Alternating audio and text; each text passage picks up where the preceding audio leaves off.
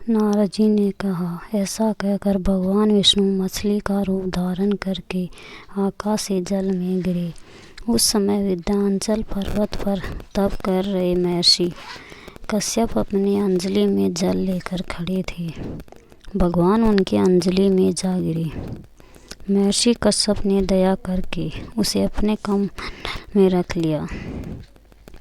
मछली के थोड़ा बड़ा होने से महर्षि कश्यप ने उसे कुएं में डाल दिया। जब वह मछली कुएं में भी न समा सकी तो उन्होंने उसे तालाब में डाल दिया। जब वह तालाब में भी न आ सकी तो उन्होंने उसे समुद्र में डाल दिया। वह मछली वहाँ भी बढ़ने लगी। फिर मत्स्य रूपी भगवान ने इस शंकासुर का वध किया और शंकासुर को हाथ में लेकर बद्री वन में आ गए। वहाँ उन्होंने संपूर्ण ऋषियों को बुलाकर इस प्रकार आदेश दिया। मुनीश्वरों, तुम जल के भीतर बिखरे हुए वेद मंत्रों की खोज करो और जितनी जल्दी हो सके उन्हें सागर के जल से बाहर निकाल लाओ। तब तक मैं देवताओं के साथ प्रयाग में ठहरता हूँ। तब उन तपोबल संपन्न महर्षियों ने यज्ञ और बीजों सहित संपूर्ण वेद मंत्रों का उद्धार किया। उनमें से जितने मंत्र जिस ऋषि ने उपलब्ध किए वही उन बीज मंत्रों का उस दिन से ऋषि माना जाने लगा। तदंतर सब ऋषि एकतर होकर प्रयाग में गए। वहाँ उन्होंने ब्रह्मा जी सहित भगवान विष्णु को उपलब्ध हुए सभी वेद मंत्र समर्पित कर दिए। सब वेदों को पाकर ब्रह्मा जी बहुत प्रसन्न हुए।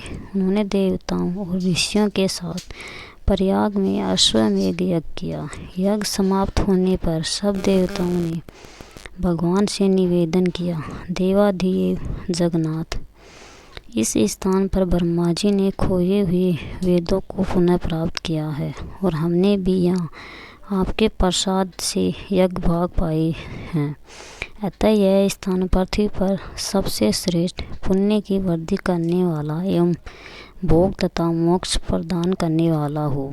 साथ ही यह समय भी महापुण्यमय और ब्रह्माघाती आदि महापापियों की भी शुद्धि करने वाला हो तथा तय स्थान यहाँ दिए हुए दान को अक्षय बना देने वाला भी हो। यह वर दीजिए।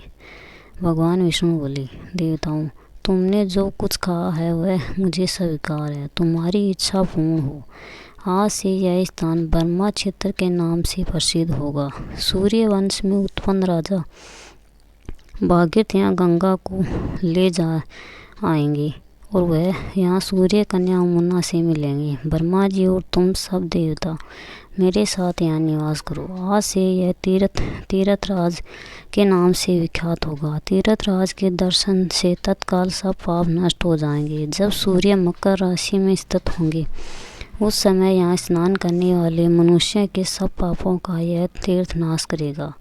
यह काल भी मनुष्यों के लिए सदा महान पुण्य फल देने वाला होगा। माघ में सूर्य के मकर राशि में स्थित होने पर यहाँ स्नान करने से सालों के आदि फल प्राप्त होंगे। देवाधिदेव भगवान विष्णु देवताओं से ऐसा कहकर ब्रह्मा जी के साथ वहीं अंतर्ध्यान हो गए। तत्पश्चात इंद्र आदि देवता भी अपने अंश से प्रयाग में रहते हुए वहाँ से अंतर्ध्यान हो गए। जो मनुष्य कार्तिक मास में तुलसी जी की जड़ के समीप श्री हरि का पूजन करता है वह इस लोक में संपूर्ण भोगों का उपभोग करके अंत में वैकुंठ धाम को जाता है।